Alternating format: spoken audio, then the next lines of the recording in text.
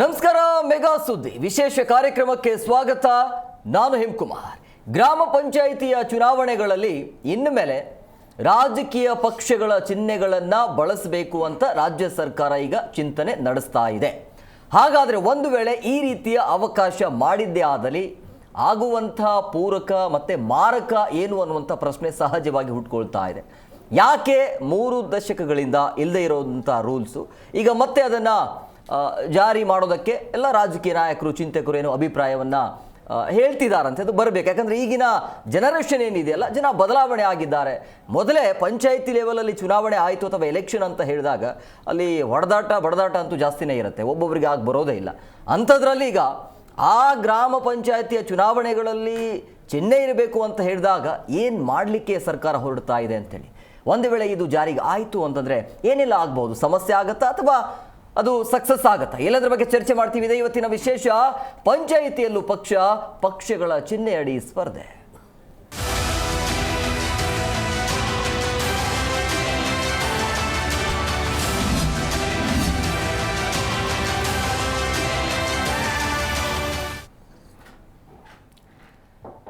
ಗ್ರಾಮ ಪಂಚಾಯಿತಿಯ ಚುನಾವಣೆಗೆ ರಾಜ್ಯ ಸರ್ಕಾರ ಈಗ ಹೊಸ ರೂಪುರೇಷೆಯನ್ನು ತರೋದಕ್ಕೆ ಮುಂದಾಗಿರುವಂಥದ್ದು.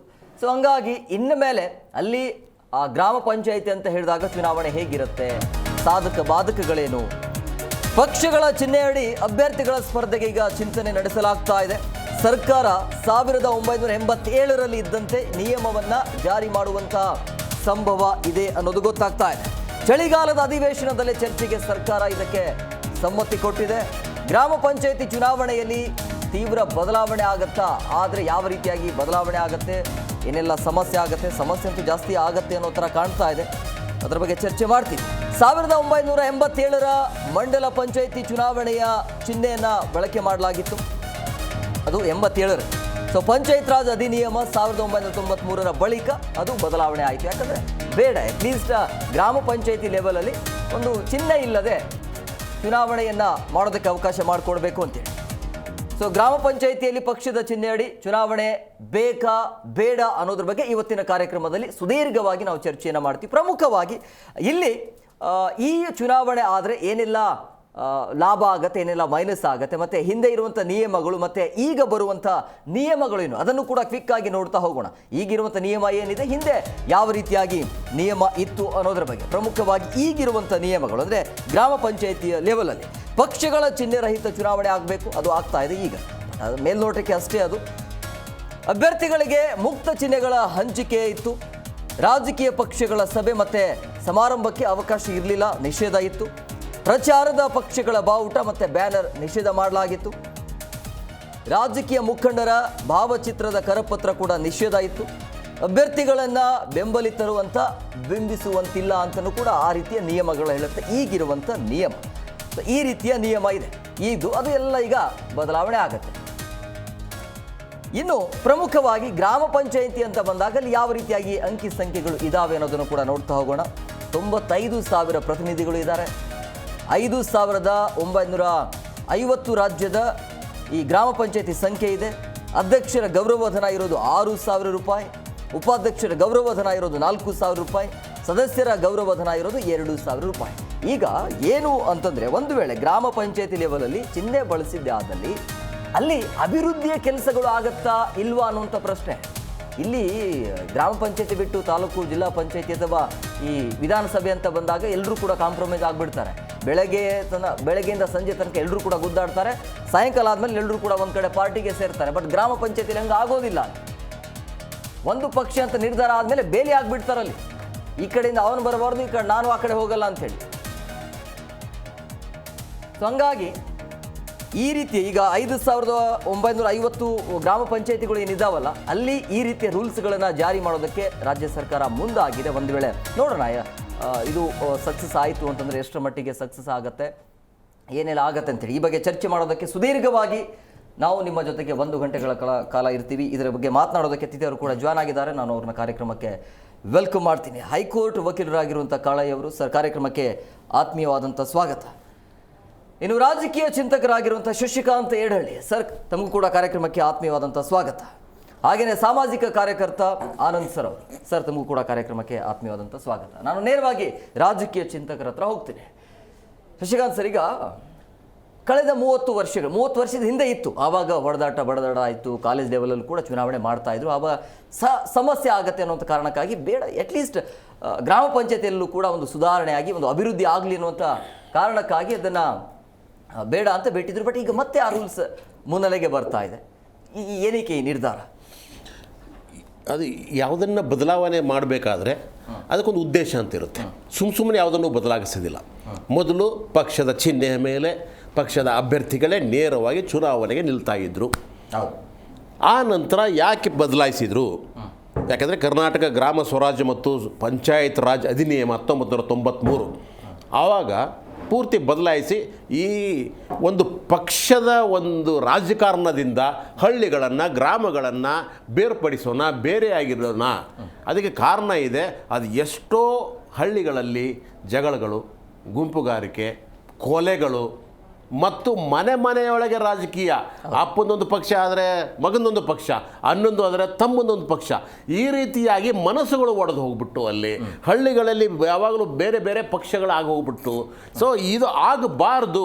ಹಳ್ಳಿಗಳು ಯಾವತ್ತೂ ಸಹಿತ ಒಂದು ಒಗ್ಗಟ್ಟಲ್ಲಿ ಇರಲಿ ಅನ್ನೋ ಉದ್ದೇಶಕ್ಕೋಸ್ಕರನೇ ಈಗ ಏನು ಮಾಡಿದ್ರು, ಪಕ್ಷ ರಾಜಕಾರಣದಿಂದ ಗ್ರಾಮೀಣ ಚುನಾವಣೆಗಳನ್ನು, ಪಂಚಾಯತ್ ಚುನಾವಣೆಗಳನ್ನ ಭಿನ್ನವಾಗಿಟ್ಟರು. ಅದು ಬಹಳ ಒಳ್ಳೆಯ ಉದ್ದೇಶ ಆಗಿತ್ತು. ಇವಾಗ ಯಾಕೆಂದರೆ ಲೋಕಸಭಾ ಚುನಾವಣೆ ಹಳ್ಳಿಯಿಂದ ಸ್ವಲ್ಪ ದೂರದಿರುತ್ತೆ. ವಿಧಾನಸಭೆ ಇರುತ್ತೆ, ಆದರೆ ಅದು ತುಂಬ ವ್ಯಕ್ತಿಗತವಾಗಿ ತೆಗೆದುಕೊಳ್ಳೋದಿಲ್ಲ. ಯಾಕಂದರೆ ಯಾರೋ ಒಬ್ಬ ನಿಂತಿರ್ತಾನೆ, ಊರವನು ಇವ್ರ ಮನೆ ಪಕ್ಕದವನಲ್ಲ. ಅಲ್ಲಿ ಆ ಊರಲ್ಲಿ ಹಾಗಲ್ಲ. ಒಂದು ಗ್ರಾಮ ಅಂತಂದರೆ ಆ ಗ್ರಾಮದ ವ್ಯಕ್ತಿನೇ ಅಲ್ಲಿ ನಿಂತಿರ್ತಾನೆ. ಅವನು ಅಲ್ಲಿರೋರು ಪ್ರತಿಯೊಬ್ಬರಿಗೂ ಪರಿಚಯ ಇರ್ತಾನೆ. ಅವನು ತನ್ನ ಓಟುಗಾರನ ಅಥವಾ ತನ್ನ ಬೆಂಬಲಿಗರನ್ನ ಒಂದು ಪಡೆ ಮಾಡ್ಕೋತಾನೆ, ಇನ್ನೊಬ್ಬನು ಇನ್ನೊಂದು ಪಡೆ ಮಾಡ್ಕೊತಾನೆ. ಸರಿ, ಚುನಾವಣೆ ಮುಗಿದ ಮೇಲೆ ಅವರೆಲ್ಲರೂ ಒಂದಾಗಿ ಸರಿ ಹೋಗ್ತಿದ್ರು. ಆದರೆ ಪಕ್ಷ ರಾಜಕಾರಣ ಬಂದಾಗ ಇದು ಇನ್ನೂ ವಿಪರೀತಕ್ಕೆ ಹೋಗ್ಬಿಡುತ್ತೆ, ಅಲ್ಲಿ ಜಗಳಗಳು ಜಾಸ್ತಿ ಆಗ್ತವೆ ಅನ್ನುವ ಪ್ರಾಕ್ಟಿಕಲ್ ಯೋಚನೆಗಳನ್ನು ಮಾಡಿ ಅದನ್ನು ಬದಲಾಯಿಸಲಾಯಿತು. ಆದರೆ ಅದರಲ್ಲಿ ಪಾಸಿಟಿವ್ ಇದೆ, ನೆಗೆಟಿವ್ ಇದೆ. ಅದರಲ್ಲಿ ಸರಿನೂ ಇದೆ, ತಪ್ಪು ಇದೆ. ಪಾಸಿಟಿವ್ ಅಂದರೆ ರಾಜಕೀಯ ನಾಯಕರಿಗೆ ಅಲ್ಲ, ಅಲ್ಲಿರ್ತಕ್ಕಂಥ ಗ್ರಾಮ ಪಂಚಾಯತಿಗೂ ಸಹಿತ ಅಲ್ಲಿ ಏನಾಯಿತು, ಇದನ್ನು ಮಿಸ್ಯೂಸ್ ಮಾಡ್ಕೊಳಕ್ಕೆ ಶುರು ಮಾಡಿಬಿಟ್ರು. 1993 ಕಾಯ್ದೆಯನ್ನು ಹೇಗೆ ಮಿಸ್ಯೂಸ್ ಮಾಡ್ಕೊಳ್ತು ಅಂತಂದರೆ, ಈಗ ಅಲ್ಲಿರ್ತಕ್ಕಂಥವ್ರು 400 ಜನಕ್ಕೆ ಒಬ್ಬ ಪ್ರತಿನಿಧಿ ಅಂತ ಇದೆ. ಒಂದು 10 ಜನ ಅಲ್ಲಿ ಆಯ್ಕೆ ಆಗ್ತಾರೆ. 10 ಜನ ಆಗಬೇಕಾದಾಗ ಅಧ್ಯಕ್ಷರನ್ನ ಯಾರು ಆಯ್ಕೆ ಮಾಡಬೇಕು, ಉಪಾಧ್ಯಕ್ಷರನ್ನ ಒಂದು ಅಲ್ಲಿ ಇರ್ತಕ್ಕಂಥ ಮೆಂಬರ್ಸ್ಗಳು ಒಲುವಿನ ಮೇಲೆ ಇರುತ್ತೆ. ಅವಾಗ ಏನಾಗ್ಬಿಡ್ತು ಅಂತಂದರೆ, ಮೆಂಬರ್ಸ್ಗಳಿದಾರಲ್ಲ, ಕೆಲವು ಜನ ಕಿಡ್ನ್ಯಾಪ್ ಮಾಡಿಬಿಡೋದು, ಕೆಲವು ಜನ ಅವರು ಯಾವುದೇ ಒಂದು ರಾಜಕೀಯ ಪಕ್ಷದ ಬೆಂಬಲತೆ ಇರುತ್ತಾರೆ, ಆದರೆ ಅವರು ಇದ್ದಕ್ಕಿದ್ದಂಗೆ ಇದನ್ನು ಬದಲಾಯಿಸಿಬಿಡ್ತಾರೆ. ಸೊ ಈ ರೀತಿಯಾದಂಥ ಒಂದಿಷ್ಟು ಸಮಸ್ಯೆಗಳು ಅಲ್ಲಿ ಶುರು ಆಗಿ, ಯಾಕಂದರೆ ಅವರಿಗೆ ಈಗ ರಾಜಕೀಯ ಪಕ್ಷಗಳಿಗೆ ಒಂದು ಬೇಲಿ ಇದೆ, ಪಕ್ಷಾಂತರ ಕಾಯ್ದೆ ಅಂತಿದೆ. ಆ ಪಕ್ಷಾಂತರ ಕಾಯ್ದೆ ಒಳಗಡೆಗೆ ನೀವು 2/3 ಮೆಜಾರಿಟಿ ಇಲ್ಲ ಅಂತಂದರೆ, ಈ ಕಡೆ ಬರದೇ ಇದ್ದರೆ ನೀವು ಅನ್ಕ್ವಾಲಿಫೈಡ್ ಆಗ್ತೀರಿ. ಆದರೆ ಗ್ರಾಮ ಪಂಚಾಯತಿಯಲ್ಲಿ ಯಾವುದರಲ್ಲೂ ಸಹಿತ ಅನ್ಕ್ವಾಲಿಫೈಡ್ ಅನ್ನೋದಿಲ್ಲ. ಸೊ ಅಲ್ಲಿ ಪಕ್ಷಾಂತರ ಅನ್ನೋದು ಬರೋದೇ ಇಲ್ಲ. ಸೊ ಆದ್ದರಿಂದ ಯಾರು ಬೇಕಾದರೂ ಹಣದ ಮೂಲಕ ಅವ್ರ ಮೆಂಬರ್ಗಳು ಕೊಂಡ್ಕೋಬಹುದು. ಬೇಡ ಅಂತಂದರೆ ಕಿಡ್ನ್ಯಾಪೇ ಮಾಡ್ಕೊಂಡು ಹೋಗ್ತಕ್ಕಂಥ ಹಲವಾರು ವಿಚಾರಗಳಿದ್ದಾವೆ. ಅಪಹರಿಸಲಾಗಿದೆ. ಒಟ್ಟಾರೆಯಾಗಿ ಅಲ್ಲಿರ್ತಕ್ಕಂಥ ಮೆಜಾರಿಟಿ ಬೇಕು, ಅಲ್ಲಿರ್ತಕ್ಕಂಥ ಸ್ವಲ್ಪ ಪ್ರಭಾವಶಾಲಿಯಾಗಿರ್ತಕ್ಕಂಥವನು ಅಥವಾ ರಾಜಕೀಯ ಪಕ್ಷದ ಒಂದು ಪ್ರಭಾವವನ್ನು ಹೊಂದಿರತಕ್ಕಂಥವನು ಅವನು ಅಧ್ಯಕ್ಷ ಆಗಬೇಕಾಗಿತ್ತು. ಸೊ ಅಧ್ಯಕ್ಷಗಿರಿಗೆ ಏನಾಗುತ್ತೆ, ಅಲ್ಲಿ ನಡೀತಕ್ಕಂಥ ಚುನಾವಣೆ ಇದೆಲ್ಲ ಬಹಳ ತುರುಸಿಂದು. ಎಲ್ಲಿ ಈ ಚುನಾವಣೆ ಮುಗಿದ ನಂತರ. ಆದ್ದರಿಂದ ಇವತ್ತವರೆಗೂ ಅಧ್ಯಕ್ಷರನ್ನೇ ಆಯ್ಕೆ ಮಾಡೋದು ಬೇಡ ಅಂತ ಬಿಟ್ಟಿದ್ದಾರೆ ಎಷ್ಟೋ ಕಡೆಗೆ. ಸೊ ಇದು ಯಾವತ್ತೂ ಸಹಿತ ಬೇಡ ಅಂತ ಒಂದುಗಳು. ಆದರೆ ಅದಕ್ಕೂ ಇರ್ತಕ್ಕಂಥ ಅನುಕೂಲತೆಗಳು ಮತ್ತು ಅನಾನುಕೂಲತೆಗಳು, ಚುನಾವಣೆಯನ್ನು ಪಕ್ಷದ ಮೂಲಕ ಮಾಡಿದರೆ ಆಗತಕ್ಕಂಥ ಅನುಕೂಲತೆಗಳು, ಅನಾನುಕೂಲತೆಗಳು ಎರಡನ್ನೂ ನೋಡಬೇಕಾಗಿದೆ ನಾವು. ಅದರ ಬಗ್ಗೆ ಮಾತ್ರ ಸರ್. ಸರ್, ಈಗ ಈ ಗ್ರಾಮ ಪಂಚಾಯತ್ ಚುನಾವಣೆಗೆ ಈಗ ಹೊಸ ರೂಪುರೇಷೆ ಬರ್ತಾ ಇದೆ. ನಿಮ್ಮ ಅಭಿಪ್ರಾಯ, ಮೊದಲ ರಿಯಾಕ್ಷನ್? ಹೊಸ ರೂಪುರೇಷೆ ಹಳೆಯದನ್ನು ಮತ್ತೆ ತರ್ತಾ ಇದ್ದಾರೆ ಅಷ್ಟೇ, ಪುನರಾವರ್ತನೆ ಆಗ್ತಾ ಇದೆ. ಇಲ್ಲ ಅವ್ರಿಗೆ ಹೇಳಿದೆ ನಾನು. ಇದಕ್ಕೆ ಬಂದಾಗ ನೀವು ಕೆಲವು ಹಿನ್ನೆಲೆ ಆಮೇಲೆ ಹೇಳ್ತೀನಿ. ಒಂದು ಈ ಮಾರ್ಕೆಟಲ್ಲಿ ಒಂದು ಬ್ರ್ಯಾಂಡಿಂಗ್ ಅಥವಾ ನಾನ್ ಬ್ರ್ಯಾಂಡಿಂಗ್ ಅಂತ ಕರೀತಾರೆ. ಬ್ರ್ಯಾಂಡ್ ಆಗಿರೋದು ಮತ್ತು ಬ್ರ್ಯಾಂಡೆಡ್ ಆಗಿಲ್ಲದೆ ಇರೋದು ಅಂತ. ಸೊ ಇದನ್ನ ಇಟ್ಕೊಂಡು ನಾನು ಸ್ವಲ್ಪ ಹಿಂದಕ್ಕೆ ಬರ್ತೀನಿ. ಈಗ ಬ್ರಿಟಿಷರು ಬರೋಕ್ಕಿಂತ ಮೊದಲು ನಮ್ಮ ಇಂಡಿಯಾದಲ್ಲಿ ಅಥವಾ ಭಾರತದಲ್ಲಿ ಯಾವುದೇ ಬ್ರ್ಯಾಂಡ್ ಇರಲಿಲ್ಲ. ಎಲ್ಲ ಇದು ಇಂಡಸ್ಟ್ರೀಸ್ ಇದ್ರೂ ಯಾವುದೂ ಬ್ರ್ಯಾಂಡ್ ಇರಲಿಲ್ಲ. ಈಸ್ಟ್ ಇಂಡಿಯಾ ಕಂಪ್ನಿ ಬಂತು. ಏನು ಸಾಂಬಾರು ಎಕ್ಸ್ಪೋರ್ಟ್ ಮಾಡ್ಕೊಂಡ್ರು. ಆಮೇಲೆ ಕಾನ್ಸ್ಟಾಂಟಿನೋಪಲ್ ಇದಾಯಿತು, ಅದು ಬಿಡಿ, ಅದು ಬೇಡ. ಅದಾದಮೇಲೆ ಬಿಸ್ನೆಸ್ಗೆ ಅಂತ ಬಂದವರು ಆಡಳಿತ ಮಾಡೋಕ್ಕೆ ಶುರು ಮಾಡಿದ್ರು. ಯಾಕೆ? Branding. East India company brand. ನಮ್ಮ ಲೋಕಲಲ್ಲಿ ಇದ್ರಲ್ಲ ರಾಜರು, ಆಗಿನ ಕಾಲದ ರಾಜರು, ಸಾಮ್ರಾಟರು, ಅವರೆಲ್ಲ ಅನ್ಬ್ರ್ಯಾಂಡೆಡ್, ಅವ್ರು ಯಾವ ಬ್ರ್ಯಾಂಡು ಇಲ್ಲ. ಸೊ ಏನು ಮಾಡಿದ್ರು, ಅವರವರೇ ಕಿತ್ಲಾಡ್ಕೊಂಡ್ರು. ನನ್ನ ದುಶ್ಮನ್ ಅವನು, ಇವರಿಗೆ ಈಸ್ಟ್ ಇಂಡಿಯಾ ಕಂಪ್ನಿಗೆ ಸುಪಾರಿ ಕೊಟ್ಟರು. Battle of Plassey glaring example. ಈ ರೀತಿಯಾಗಿ ಅವ್ರು ತಗೊಂಡ್ರು. ಸೊ ಈಗ ನಡೀತಾ ಇರೋದು ಏನಾಗಿದೆ, ಇಂಡಿಪೆಂಡೆಂಟು ಅಂದರೆ ಪಕ್ಷೇತರ ಅಭ್ಯರ್ಥಿಗಳು ಈಗ ಪೀಪಲ್ ರೆಪ್ರೆಸೆಂಟೇಷನ್ ಆ್ಯಕ್ಟ್ ಮಾಡಿದ್ರು, ಅದರಲ್ಲಿ ಬ್ರ್ಯಾಂಡಿಂಗ್ ತಂದರು, ನ್ಯಾಷನಲೈಸ್ಡ್ ಪಾರ್ಟೀಸ್ ಅಂತ ಕರೆದ್ರು. ಸೊ ಈಗ ಏನಾಗಿದೆ, ಬ್ರ್ಯಾಂಡ್ಗೆ ಇವತ್ತು ಬೆಲೆ ಇಲ್ಲ, ನಾನ್ ಬ್ರ್ಯಾಂಡ್ಗೆ ಬೆಲೆ ಇಲ್ಲ, ಬ್ರ್ಯಾಂಡ್ಗೆ ಇವತ್ತು ಬೆಲೆ ಇದೆ. ಫಾರ್ ಎಕ್ಸಾಂಪಲ್, ಈಗ ನಾವು ಇವತ್ತು ದಿನ ನಮ್ಗೆ ಅವಶ್ಯಕತೆ ಇದೆ ಊಟ, ಆದರೆ ನಾವು ಕ್ವಾಲಿಟಿ ನೋಡಲ್ಲ, ಒಳಗಡೆ ಏನಿದೆಯೋ ಫುಟ್ಪಾತಲ್ಲಿ ತಿಂತೀವಿ. ಯಾಕೆಂದರೆ ಅದ್ರಲ್ಲಿ ಜರ್ಮ್ಸ್ ಬಂದ್ರೂ ನಾವು ಕಾಯಿಲೆ ಬಂದರೂ ಮಲಗರು ಗೊತ್ತಿದ್ಕೊಂಡು ನಾವು ಫುಟ್ಪಾತಲ್ಲಿ ತಿಂತೀವಿ.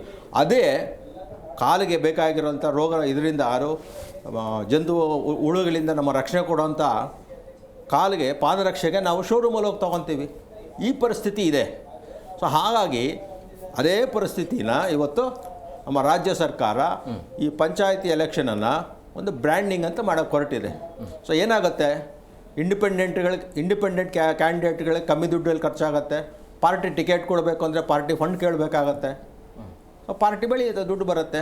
ಸೊ ಈ ರೀತಿ ಇದು ಏನೂ ಇಲ್ಲ, ಒಂದು ಬ್ರ್ಯಾಂಡಿಂಗ್ ಅಷ್ಟೇ ಇದು. ಸೊ ಹಾಗಾಗಿ ಬ್ರ್ಯಾಂಡ್ ಅಂದರೆ 10 ರೂಪಾಯಿ ಐಟಮು ಇವತ್ತು ಬ್ರ್ಯಾಂಡ್ ಮಾಡಿದ್ರೆ 100 ರೂಪಾಯಿಗೆ ಸೇಲ್ ಆಗುತ್ತೆ. ಸೊ ಒಬ್ಬ ಪ್ರತಿನಿಧಿ ಇಂಡಿಪೆಂಡೆಂಟ್ ಆಗಿರೋನು, ಅವನು ಬೆಲೆ ಇಲ್ಲ. ಒಂದು ರಾಜಕೀಯ ಪಕ್ಷದ ಚುನಾಯಿತ ಪ್ರತಿನಿಧಿ ಅಂದರೆ ಅವನಿಗೆ ಬೆಲೆ ಬಂದ್ಬಿಡುತ್ತೆ. ಆಮೇಲೆ ಕುದುರೆ ವ್ಯಾಪಾರ ಗೊತ್ತೇ ಇದೆ. ಕಳೆ ಸರ್, ಈಗ ಈ ಪಂಚಾಯತ್ ರಾಜ್ ಅಧಿನಿಯಮ ಇದೆಯಲ್ಲ, ಏನು ಹೇಳುತ್ತೆ? ಈಗ ಮತ್ತೆ ಆ ನಿಯಮವನ್ನು ಜಾರಿ ಮಾಡೋದಕ್ಕೆ ತಯಾರಾಗ್ತಾ ಇರುವಂಥದ್ದು. ಸೊ ಬೇಕಾ ಬೇಡ ಅಂತ? ಅಲ್ಲ, ಬೇಕು. ನನ್ನ ಪ್ರಕಾರ ಬೇಕು. ಕಾರಣ ಯಾಕಂದರೆ ಈಗಿನ ಪರಿಸ್ಥಿತಿ ಹಿಂದೆ ಇತ್ತು, ಅವಾಗ ಅದನ್ನು ಹೇಳ್ಬಿಡ್ತೀನಿ. ಈಗ ನಡೆದಿದ್ದಾರೆ ಹಿಂದೆ 1987ರಲ್ಲಿ ಮಂಡಲ ಪಂಚಾಯತಿ ಸ್ವರಾಜ್ಯ, ಗ್ರಾಮ ಸ್ವರಾಜ್ಯ ಅಂತೆಲ್ಲ ಬತ್ತಲ್ಲ, ಪಂಚಾಯತ್ ರಾಜ್ ಅಂತೆಲ್ಲ ಬತ್ತು. ಆವಾಗ ಅದೇನಾಗಿದೆ ಅಂದರೆ ಅವಾಗ ಅಷ್ಟು ಅದು ಹಿಂದೆನೂ ಸ್ವತಂತ್ರ ಪೂರ್ವನೇ ಇತ್ತು. ಯಾವ ರೀತಿ ಇತ್ತಂದರೆ ಅವರು ಒಂದು ಸಮಿತಿ ಅಂತ ಮಾಡಿಕೊಂಡು ಇದೇ ಥರ ಪಂಚಾಯತಿಗಳು ಮಾಡ್ಕೊಬರ್ತಾಯಿದ್ರು. ಇದು ಮಂಡಲ ಪಂಚಾಯತಿ ಅಂತ ಮಾಡಿದ ತಕ್ಷಣ ಇಲ್ಲೇನಾಯ್ತು, ಸ್ವಲ್ಪ ಕಿರಿಕೊಳ್ಳಾದ್ವಿ. ಯಾವ ಥರ ಅಂದರೆ ಇದನ್ನು ಮರ್ಡ್ರ್ ಪಂಚಾಯತಿ ಅಂತಲೂ ಮಾಡಿದ್ರು.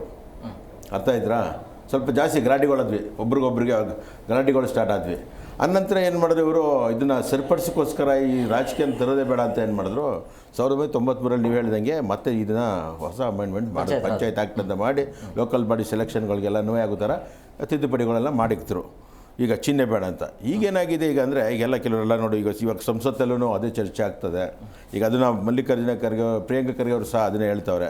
ಎಲ್ಲ ಸಂಘ ಸಂಸ್ಥೆಗಳು, ರಾಜಕಾರಣಿಗಳು ಮತ್ತು ಶಾಸಕರ ಅಭಿಪ್ರಾಯಗಳನ್ನ ತೊಗೊಂಡು, ಜನರ ಅಭಿಪ್ರಾಯ ತೊಗೊಂಡು ನಾವು ಒಂದೇನೋ ಒಂದು ನಿರ್ಧಾರ ತೊಗೊಂಡು ಅದು ಬರ್ತೀವಿ, ಒಂದು ಸರಿಯಾದ ಒಂದು ಲೆಕ್ಕಾಚಾರಕ್ಕೆ ಬರ್ತೀವಿ ಅಂತ ಅವರು ಹೇಳ್ಬಿಟ್ಟಿದ್ದಾರೆ ಆಲ್ರೆಡಿ. ನಾವು ಏನು ಮಾಡಬೇಕಂತ ತಮ್ಮ ಅಭಿಪ್ರಾಯದಲ್ಲಿ ನೀವು ಕೇಳ್ದಂಗೆ ಈಗ ಚಿಹ್ನೆ ಹಾಕಬೇಕು ಅಂದರೆ ಈಗ ಆಲ್ರೆಡಿ ನಾವು ಏನಿಲ್ಲ ಅಂದರೆ ಚಿಹ್ನೆನೇ ಮಾಡ್ತಾ ಇರೋದು. ಈಗ ಪರೋಕ್ಷವಾಗಿ ನೋಡಿ, ಹೆಸರಿಗಷ್ಟೇ ನೀವು ಇಲ್ಲಿ ನೀವು ಚುನಾವಣೆ ಇನ್ನು ಊರಲ್ಲಿ 4 ಬೀದಿ ಇದೆ, 1200 ಇಲ್ಲ 1700, 1300 ಈ ಥರ ಹೊಸ ಅಲ್ಲಿಗೆ. ನಮ್ಮ ಮೇಲೆ ಕರ್ನಾಟಕದಲ್ಲಿ ಏನಾಗಿದೆ ಅಂದರೆ 400 ಜನಸಂಖ್ಯೆ ಅಂತ ಸೀಮಿತ ಮಾಡಿ ಸದಸ್ಯ ಅಂತೇಳಿ ಒಂದೊಂದು ಕ್ಯಾಟಗರಿಗೆ ಅಂತ ಮೀಸಲಾತಿ ಅಂತ ಅವಾಯ್ಡ್ ಮಾಡಿ ಕೊಡ್ತಾರೆ. ಜನರಲ್ ಇದ್ರೆ ಎಷ್ಟು ಕೊಡಬೇಕು, ಮೈನಾರಿಟಿ ಇದ್ರೆ ಎಷ್ಟು ಕೊಡಬೇಕು, ಅಥವಾ ಬೇರೆ ಏನಾರು ಇದ್ದರೆ ಎಷ್ಟು ಕೊಡಬೇಕಂತ ಆಲ್ರೆಡಿ ಅದು ಡಿಸೈಡಬಲ್ ಆಗಿ ಮೀಸಲಾತಿ ಅವಾಯ್ಡ್ ಮಾಡಿ ಕೊಟ್ಟಿದ್ದಾರೆ. ಆ ಥರ ಲೆಕ್ಕಾಚಾರ ಕೊಟ್ಟಾಗ ಅಲ್ಲೂ ಅಷ್ಟೇ ಯಾರು, ಈಗ ನಾನೇ ಅದನ್ನು ಓಪನಾಗಿ ಹೇಳ್ತೀನಿ, ಯಾರು ಸೀಟ್ ಸಿಕ್ಕಿಲ್ಲ ಅವ್ರು ಇಂಡಿಪೆಂಡೆಂಟಾಗಿ ಹೋಗ್ತಾರೆ. ಅಲ್ಲಿ ಚುನಾವಣೆಗೆ ಯಾರು ಬಿ ಫಾರಮ್ ಸಿಗಲ್ಲ, ಅದು ಇಂಡೈರೆಕ್ಟಾಗಿ ಯಾರು ರಾಜಕಾರಣಿಗಳೇ ಕೊಡೋದು.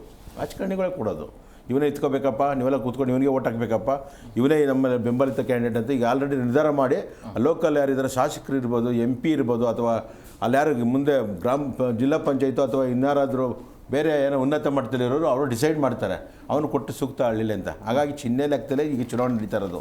ನೀವು ಹೇಳಿದ್ರೆ ಪ್ರತ್ಯೇಕವಾಗಿ ಯಾರಾದರೂ ಇಂಡಿಪೆಂಡೆಂಟ್ ನಿಂತಿದ್ದಾರೆ ಅಂತಂದರೆ ಗ್ರಾಮದಲ್ಲಿ ಅದು ಪಾರ್ಟಿಯಿಂದ ಸೀಟ್ ಸಿಕ್ಕಿಲ್ಲ ಅಂತ, ಅನಂತರ ಅವ್ನು ಗೆದ್ದ ಮೇಲೆ ಬೇಕಾದ್ರೆ ಪಾರ್ಟಿಗೆ ಅವರೇ ಏನೋ ಅಡ್ಜಸ್ಟ್ ಮಾಡಿ ಹಾಕೋಬೋದು. ಹಾಗಾಗಿ ಚಿಹ್ನೆ ಆಗಿಂದ ಇಲ್ಲ ಅನ್ನೋದ್ರಲ್ಲಿ ಚಿಹ್ನೆ ಇದೇ ಇದೆ. ಹಾಗೆ ಚಿಹ್ನೆ ಬಂದರೂ ಎಲ್ಲ ಒಂದೇ, ಚಿಹ್ನೆ ಬರಲಿ ಅನ್ನೋದು ನಮ್ಮ ಮಾತು, ಬರಬೇಕು, ಚಿಹ್ನೆ ಬರಲೇಬೇಕು. ಸರ್ ಶಶಿಕಾಂತ್ ಸರ್, ಈಗ ಈ ಗ್ರಾಮ ಪಂಚಾಯತಿಯ ಲೆವೆಲಲ್ಲಿ ಚುನಾವಣೆಗಳಲ್ಲಿ ಚಿಹ್ನೆ ಬಂದರೆ ಅದಕ್ಕೆ ಆಗುವಂಥ ಪೂರಕ ಆ್ಯಂಡ್ ಮಾರಕ ಏನು ಅಂತ? ಚಿಹ್ನೆ ಬಂದರೆ ಅಥವಾ ಬರೆದಿದ್ರೆ ಅನ್ನೋದಕ್ಕಿಂತಲೂ ಹಳ್ಳಿಯ ಸ್ಥಿತಿಗತಿಗಳೇನು, ರಾಜಕೀಯ ಯಾವ ರೀತಿಯಾದಂಥ ಪ್ರಭಾವವನ್ನು ಬೀರುತ್ತೆ ಆದರೆ ಆಮೇಲೆ ನೋಡ, ಬಟ್ ಈಗ ಅಲ್ಲ, ಅದರ ಮೂಲಕ ನಿಮ್ಮ ಪ್ರಶ್ನೆಗೂ ಮತ್ತು ಅದಕ್ಕೂ ಒಂದು ಸ್ವಲ್ಪ ಸಂಬಂಧ ಇದೆ. ಯಾಕೆ ಮಹಾತ್ಮ ಗಾಂಧಿ ಅವರು ಹೇಳ್ತಾರೆ ಗ್ರಾಮ ಸ್ವರಾಜ್ಯ. ಎಲ್ಲಿ ಗ್ರಾಮಗಳು ನಿಮಗೆ ಸಶಕ್ತವಾಗುವುದಿಲ್ಲವೋ, ಎಲ್ಲಿ ಗ್ರಾಮಗಳು ಇಂಡಿಪೆಂಡೆಂಟ್ ಆಗೋದಿಲ್ವೋ, ಎಲ್ಲಿ ಗ್ರಾಮಗಳು ಈ ದೇಶದ ಬುನಾದಿಗಳಾಗಿರ್ತವೆ. ಸೊ ಆದ್ದರಿಂದ ಅವುಗಳನ್ನು ಮೊದಲು ಬಲಪಡಿಸಿ ಅಂತ ಮಹಾತ್ಮ ಗಾಂಧಿಯವರು ಗ್ರಾಮ ಸ್ವರಾಜ್ಯದ ಪರಿಕಲ್ಪನೆಯನ್ನು ಕೊಟ್ಟರು ಎಲ್ಲರಿಗೂ ಸಹಿತ. ಇಲ್ಲಿಯೂ ಸಹಿತ ಗ್ರಾಮ ಸ್ವರಾಜ್ಯ ಮಾಡಬೇಕು ಅದನ್ನು ಈ ಸದ್ಯಕ್ಕೆ ನಾವು ಚಿಹ್ನೆಗಳ ಮೂಲಕ ರಾಜಕಾರಣದ ಮೂಲಕ ಹೋದರೆ ಆಯಿತಾ, ಅಲ್ಲಿರ್ತಕ್ಕಂಥ ಗ್ರಾಮ ಪಂಚಾಯಿತಿಗಳು ಯಾವುದೋ ಒಂದು ರಾಜಕೀಯದ ಪಕ್ಷದ ಪ್ರಭಾವಕ್ಕೆ ಒಳಗೊಡ್ತವೆ.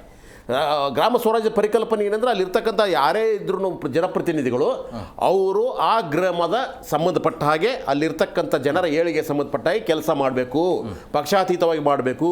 ಈಗ ಬಂದಿರತಕ್ಕಂಥ 1993 ಕಾನೂನು ಹೇಳ್ತಾ ಇರೋದು ಅದನ್ನೇ. ಆದ್ದರಿಂದ ಅಧಿನಿಯಮದ ಪ್ರಕಾರ ಎಲ್ಲರೂ ಸಹಿತ ಆಯ್ಕೆ ಆಗಿರ್ತಾರೆ, ಜನರು ಆಯ್ಕೆ ಮಾಡಿರ್ತಾರೆ. ಅವರು ಅಲ್ಲಿರ್ತಕ್ಕಂಥವ್ರ ಎಲ್ಲರ ಒಂದು ಯೋಗಕ್ಷೇಮ ನೋಡಲಿ ಅನ್ನೋ ಒಂದು ಉದ್ದೇಶ ಇರುತ್ತೆ. ಆದರೆ ಪಕ್ಷಗಳು ಬಂದರೆ ಏನಾಗುತ್ತೆ ಅನ್ನೋದು ಇವಾಗ ಹೇಳ್ತೀನಿ. ಯಾಕಂದರೆ ಅವಾಗಿನಕ್ಕಿಂತಲೂ ಇವಾಗ ಇನ್ನೂ ಸ್ವಲ್ಪ ಜನರಲ್ಲಿ ಅಸಹನೆ, ಅಸೂಯೆ ಜಾಸ್ತಿ ಆಗ್ತಾ ಹೋಗ್ತಾ ಇದೆ. 1993ಕ್ಕಿಂತಲೂ ಮುಂಚೆ ಏನಿದ್ರಲ್ವ ಅವಾಗ ಇರೋದ್ರಲ್ಲಿ ಆವಾಗಲೇ ಮರ್ಡರ್ಗಳಾಗಿದೆ, ಇವ್ರು ಹೇಳಿದ್ರು ಆವಾಗಲೇ ಜಗಳಗಳಾಗಿದ್ದಾವೆ, ಆವಾಗ ಮನೆಗಳು ಹೊಡೆದಿದ್ದಾವೆ, ಎಷ್ಟೋ ಮನೆಗಳು ಪಾಲುಗಳು ಆಗ್ಬಿಟ್ಟಿದ್ದಾವೆ. ನನ್ನ ಪಾಲನ್ನು ಕೊಟ್ಬಿಡಪ್ಪ ನಾನು ಹೋಗ್ತೀನಿ ಅಂತ ಆಗಿದ್ದಾವೆ. ಇದ್ರ ನೆಗೆಟಿವ್ ಪಾರ್ಟ್ ಆಗಿತ್ತು.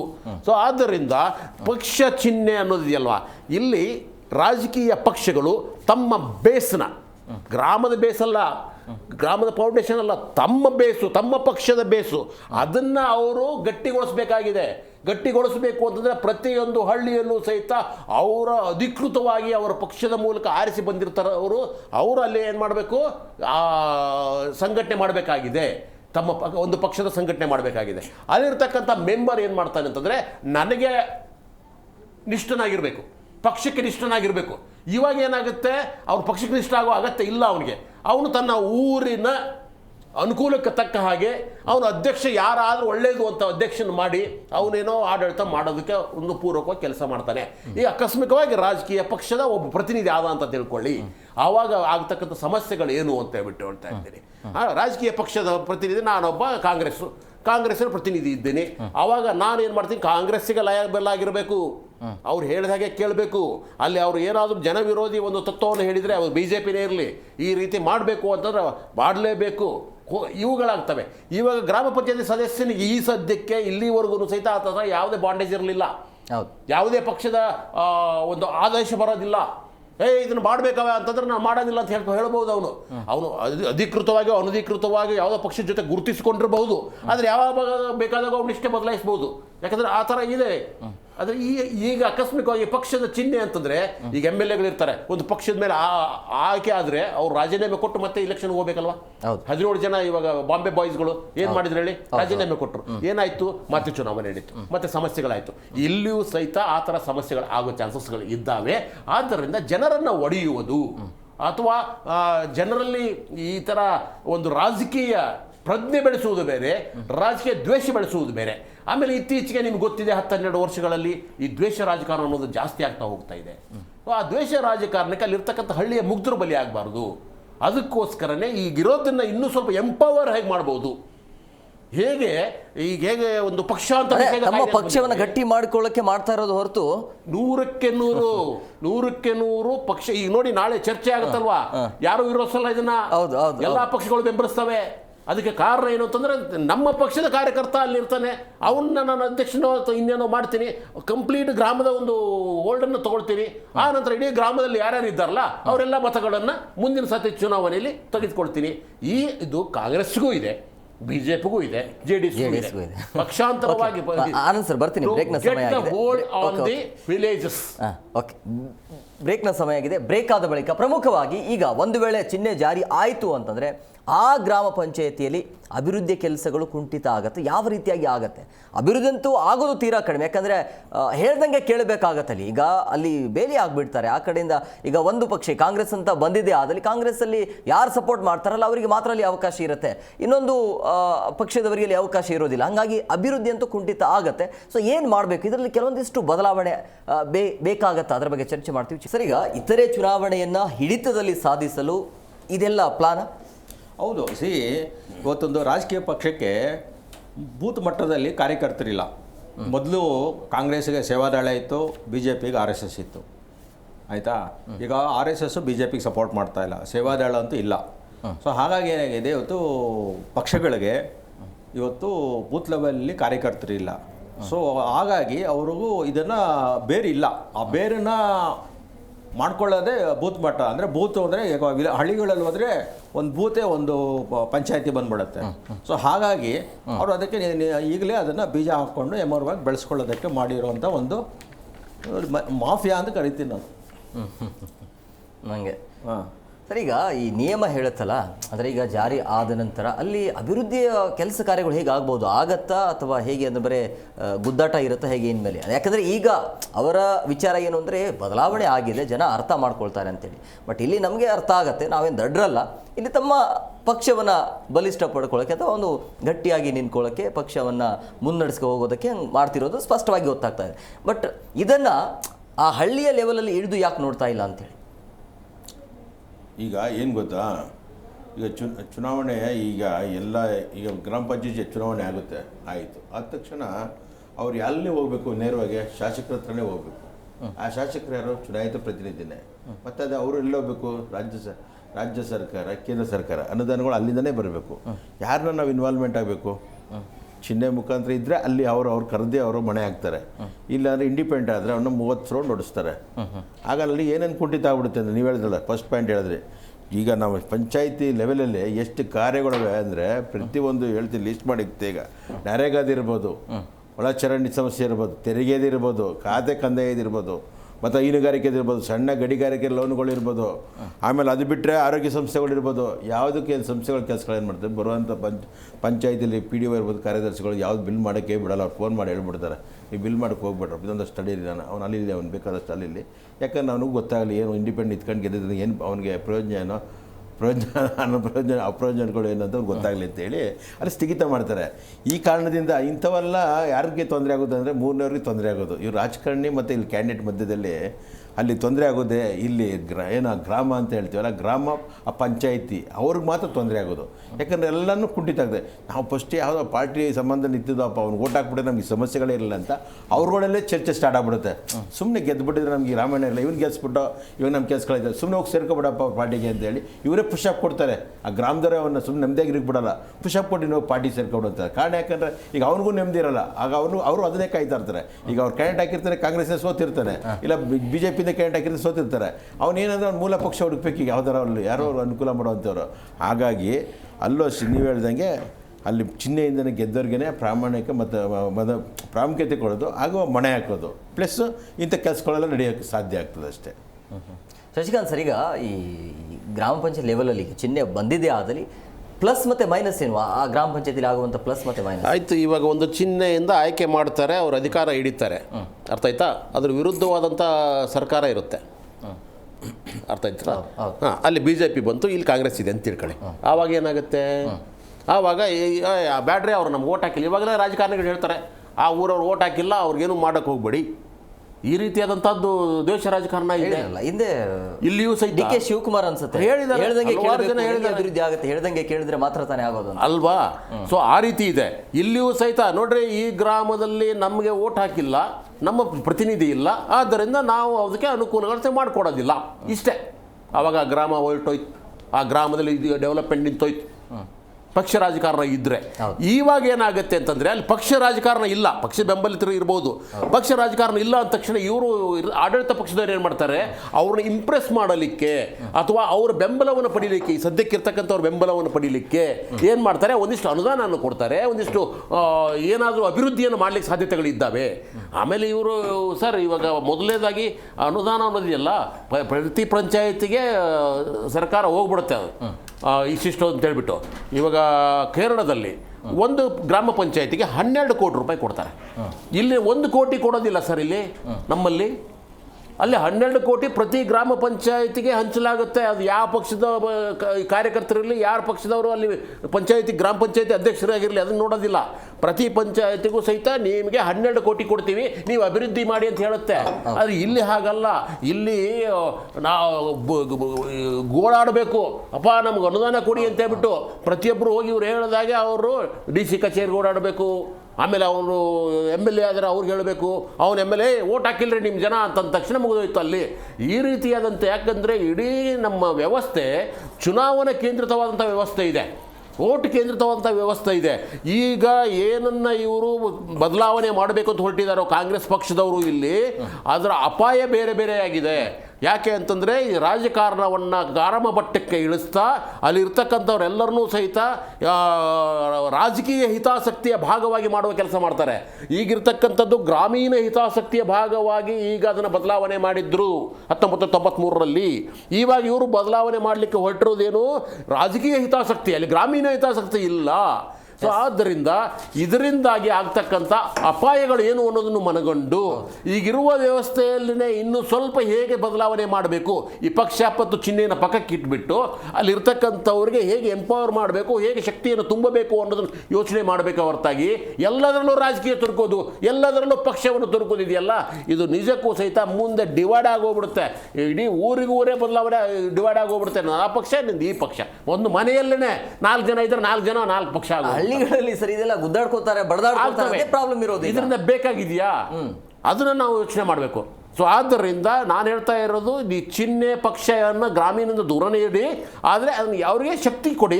ಈಗಿರ್ತಕ್ಕಂಥ ದೌರ್ಬಲ್ಯಗಳು ಅಥವಾ ಲೂಪೋಲ್ಸ್ಗಳು ಏನಿದಾವಲ್ವಾ ಅವುಗಳನ್ನು ಸರಿಪಡಿಸಿ ಅಲ್ಲಿರ್ತಕ್ಕಂಥವ್ರಿಗೆ. ಕೇರಳ ಅಂತ ಸಣ್ಣದಂಥ ರಾಜ್ಯ 12 ಕೋಟಿ ಕೊಡೋಕ್ಕೆ ಸಾಧ್ಯ ಆದರೆ ನೀವು ಯಾಕೆ ಒಂದು 5 ಕೋಟಿ ಕೊಡಲ್ಲ ಒಂದೊಂದು ಗ್ರಾಮೀಣ ಪಂಚಾಯತಿಗೆ? 5 ಕೋಟಿ ಕೊಡಿ ಸರ್. ಅಲ್ಲಿರ್ತಕ್ಕಂಥ ರಸ್ತೆಗಳು ಉದ್ಧಾರ ಆಗ್ತವೆ, ಅಲ್ಲಿರ್ತಕ್ಕಂಥ ಒಳಚರಂಡಿಗಳು ಉದ್ಧಾರ ಆಗ್ತವೆ, ಅಲ್ಲಿರ್ತಕ್ಕಂಥ ನೈರ್ಮಲ್ಯ ಎಲ್ಲ ಸರಿ ಹೋಗುತ್ತೆ. ಅಥವಾ ಆದ್ದರಿಂದ ಬೇಕಾಗಿರೋದು ಅನುದಾನವನ್ನು ಹೇಗೆ ಬಳಸಬೇಕು ಅಂತ. ನಾಳೆ ಪಕ್ಷದ ಚಿಹ್ನೆಯ ಮೇಲೆ ಆಯ್ಕೆ ಆದರೆ ಅಲ್ಲಿರ್ತಕ್ಕಂಥವನು ಒಬ್ಬ MLA ಹಿಡಿದಲ್ಲಿರ್ತವೆ ಎಲ್ಲವೂ ಸಹಿತ. ಅವ್ರೇನು ಮಾಡ್ತಾರೆ, ಎಷ್ಟು ಬಂತಪ್ಪ 5 ಕೋಟಿ ರೂಪಾಯಿ ಆಯಿತು, 3 ಕೋಟಿ ಪಕ್ಷದ ಫಂಡಿಗೆ ಕಳಿಸು, ಇಲ್ಲ ನನ್ನ ಫಂಡಿಗೆ ಕಳಿಸು, ಉಳಿದ್ರಲ್ಲಿ ಅಡ್ಜಸ್ಟ್ ಮಾಡ್ಕೊಳ್ರಿ ನೀವೆಲ್ಲರೂ. ಯಾಕಂದ್ರೆ ಒಂದೇ ಪಕ್ಷದವ್ರು ಇರ್ತಾರೆ. ಈಗ ಇರ್ತಕ್ಕಂಥ ವ್ಯವಸ್ಥೆಯಲ್ಲಿ ಒಂದೇ ಪಕ್ಷದವ್ರು ಇಲ್ಲ, ನೆನಪಿಟ್ಕೊಳ್ಳಿ. ಅಧ್ಯಕ್ಷ ಬೇರೆ ಇರ್ಬೋದು, ಉಪಾಧ್ಯಕ್ಷ ಬೇರೆ ಇರ್ಬೋದು, ಸದಸ್ಯರು ಬೇರೆ ಬೇರೆ ಆಗಿರ್ತಾರೆ. ಅಲ್ಲಿ ಇರ್ತಕ್ಕಂಥದ್ದು ಮೀಟಿಂಗಲ್ಲಿ ಎಲ್ಲರೂ ಸಹಿತ ಗ್ರಾಮೀಣ ಹಿತಾಸಕ್ತಿಗೆ ಮಾತಾಡೋ ಚಾನ್ಸಸ್ಗಳು ಜಾಸ್ತಿ ಇರ್ತವೆ. ಇಲ್ಲ ಎಲ್ಲರೂ ಸಹಿತ ಒಂದೇ ಪಕ್ಷದವರು ಬಂದರು ಅಂತಂದರೆ ಅಲ್ಲಿ ಅಪಾಯ ಜಾಸ್ತಿ ಆಗುತ್ತೆ, ಮಾಲ್ ಪ್ರಾಕ್ಟೀಸ್ ಜಾಸ್ತಿ ಆಗುತ್ತೆ. ಆವಾಗ ಎಲ್ಲವೂ ಸಹಿತ ರಾಜಕಾರಣಿಗಳ ಹಿಡಿತಕ್ಕೆ ಇಡೀ ಗ್ರಾಮ ಪಂಚಾಯಿತಿ ಹೋಗುತ್ತೆ. ಗ್ರಾಮಗಳು ನಿಜಕ್ಕೂ ಸಹಿತ ಒಡೆದ ಮನೆಗಳಾಗ್ತವೆ. ಆನಂದ್, ಈಗ ಒಂದು ವೇಳೆ ಈಗ ರಾಜಕೀಯ ಚಿಹ್ನೆಯಿಂದಾಗಿ ಏನಾದರೂ ಅಧಿಕಾರ ಬಂತು ಅಂತಂದರೆ ಸಹಜವಾಗಿ ಅಲ್ಲಿ ಬೇರೆ ಬೇರೆ ಪಕ್ಷದವರು ಇರ್ತಾರೆ. ಅಲ್ಲಿ ಏನಾಗುತ್ತೆ, ಅನುದಾನಕ್ಕೂ ಕೂಡ ಬೇಡಿಕೆನೇ ಇಡಬೇಕಾಗತ್ತೆ, ಕೊಡೋದಿಲ್ಲ. ಅಲ್ಲಿ ಗ್ರಾಮ ಪಂಚಾಯತಿಯಲ್ಲಿ ಅಭಿವೃದ್ಧಿ ಆಗುತ್ತೆ. ನಿಮಗೆ ಇಂಡಿಪೆಂಡೆನ್ಸ್ ಟೈಮಲ್ಲಿ ಬ್ರಿಟಿಷರು ಬಿಡುವಾಗ ನಮಗೆ ಸ್ವಾತಂತ್ರ್ಯ ಬಂದಾಗ 2 ಥರ ಸ್ವಾತಂತ್ರ್ಯದ ಬಗ್ಗೆ ಚರ್ಚೆ ಆಗುತ್ತೆ. ಒಂದು ರಾಜಕೀಯ ಸ್ವಾತಂತ್ರ್ಯ, ಇನ್ನೊಂದು ಆರ್ಥಿಕ ಸ್ವಾತಂತ್ರ್ಯ ಅಂತ. ಸೊ 2 ಹಾಗೆ ಚರ್ಚೆ ಆಗುತ್ತೆ. ಆದರೆ ಆರ್ಥಿಕ ಪ್ರಜಾಪ್ರಭುತ್ವ ಆರ್ಥಿಕ ಸ್ವಾತಂತ್ರ್ಯನ ಪ್ರಪೋಸ್ ಮಾಡಿದ್ದು ಸುಭಾಷ್ ಚಂದ್ರ ಬೋಸು. ಅವ್ರು ಏನಾಗಿದೆ ಅಂತ ಗೊತ್ತು, ರಷ್ಯಾಗೆ ಹೋಗ್ತಾರೆ, ಅಲ್ಲಿಂದ ಏನೇನೋ ಆಗ್ಬಿಡುತ್ತೆ. ಸೊ ಅದು ಹಿನ್ನೆಲೆ ಹೊರಟೋಗಿ ಮುಂದಕ್ಕೆ ರಾಜಕೀಯ ಸ್ವಾತಂತ್ರ್ಯ, ರಾಜಕೀಯ ಪ್ರಜಾಪ್ರಭುತ್ವ ಮುಂದಕ್ಕೆ ಬರುತ್ತೆ. ಸೊ ಅದರಲ್ಲಿ ಏನಪ್ಪ ಅಂದರೆ, ಅವನು ಆಸ್ಪತ್ರೆಯಲ್ಲಿ ಕೋಮಾದಲ್ಲಿದ್ದರೂ ಅಥವಾ ಜೈಲಲ್ಲಿದ್ರೂ ಅವನು ಮುಖ್ಯಮಂತ್ರಿಯಾಗಿ ಆಡಳಿತ ನಡೆಸ್ಬೋದು. ಇದು ರಾಜಕೀಯ ಪ್ರಜಾಪ್ರಭುತ್ವ, ಆಯಿತಾ? ಆರ್ಥಿಕ ಪ್ರಜಾಪ್ರಭುತ್ವದ ಬಗ್ಗೆ ಯಾರಿಗೂ ಗೊತ್ತಿಲ್ಲ, ನಾವು ಮಾಡಲ್ಲ. ಸೊ ಅದರಲ್ಲಿ 2 ಟೈಪ್ ಇದೆ. ಒಂದು ಡಿಸೆಂಟ್ರಲೈಸೇಷನ್ ಮತ್ತು ಸೆಂಟ್ರಲೈಸೇಷನ್ ಅಂತ, ಕೇಂದ್ರೀಕರಣ ಮತ್ತು ವಿಕೇಂದ್ರೀಕರಣ ಅಂತ. ಸೊ ಇಲ್ಲಿ ರಾಜಕೀಯ ವಿಕೇಂದ್ರೀಕರಣ ಆಗ್ತಾ ಇದೆ, ಆದರೆ ಆರ್ಥಿಕ ಕೇಂದ್ರೀಕರಣ ಆಗ್ತಾ ಇದೆ. ಇವರೇ ಹೇಳಿದ್ರು, ಅನುದಾನ ಗ್ರಾಮ ಪಂಚಾಯಿತಿಗಳಿಗೆ ರಾಜಕೀಯ ವಿಕೇಂದ್ರೀಕರಣ ಆಗ್ಬಿಟ್ಟೆ. ನೋಡಪ್ಪ ನಮ್ಮ ಅಧಿಕಾರ ನಿಮಗೆ ಕೊಟ್ಟಿದ್ದೇನೆ, ಆದರೆ ದುಡ್ಡೆಲ್ಲಿಂದ ಬರ್ತಾ ಇದೆ? ಕೇಂದ್ರ ಸರ್ಕಾರ ಮತ್ತು ರಾಜ್ಯ ಸರ್ಕಾರ. ಅವ್ರಿಗೆ ಯಾರು ಕೊಡ್ತಾ ಇದ್ದಾರೆ? ನಾವೇ ಕಟ್ಟೋದು ತೆರಿಗೆದಾರರಲ್ಲಿ. ಅದರಲ್ಲಿ ಹಳ್ಳಿಗಳ ಕಡೆಯಿಂದ ಕಮ್ಮಿ ಇರ್ಬೋದು, ನಗರದಿಂದ ಜಾಸ್ತಿ ಇರ್ಬೋದು. ಇದನ್ನು ಆರ್ಥಿಕ ಕೇಂದ್ರೀಕರಣ ಅಂತೀವಿ. ದುಡ್ಡು ಈಸ್ಕೊಳ್ಳೋದು, ಕೊಡುವಾಗ ರಾಜಕೀಯ ಮಾಡೋದು. ಅಲ್ಲಿನವರನ್ನು ಕಟ್ತಾರೆ, ಇಲ್ಲಿ ನಮಗೆ ಆಗ ಆರ್ಥಿಕ ವಿಕೇಂದ್ರೀಕರಣ ಮತ್ತು ರಾಜಕೀಯ ಕೇಂದ್ರೀಕರಣ ಆದರೆ ಏನಾದರೂ ನಮ್ಮಲ್ಲಿ ಭಾರತಕ್ಕೆ ಭವಿಷ್ಯ ಇದೆ. ಇಲ್ಲ ಅಂದರೆ ಇದು ಒಂದು ಆಫ್ರಿಕನ್ ಕಂಟ್ರೀಸ್ ಥರ ಸುಡಾನ್ ತಕ್ಷಣ ಹೋಗ್ತಾ ಇದೆ. ನೀವು ನೋಡ್ತಾ ಇದ್ರಲ್ಲ, ಭ್ರಷ್ಟಾಚಾರ, GDP ಡೌನ್ ಆಗ್ತಾ ಇದೆ. ಅಲ್ಲ, ಇವಾಗ ಆಗ್ತಾ ಇರೋದು ಅದೇನೆ. ಈಗ ಇರತಕ್ಕಂಥದ್ದು ರಾಜಕೀಯ ಕೇಂದ್ರೀಕರಣ ಮಾಡಕ್ಕೆ ಹೊರಟಿದ್ದಾರೆ. ಇವಾಗ ಇಷ್ಟು ದಿವಸ ವಿಕೇಂದ್ರೀಕರಣ ಇತ್ತದು.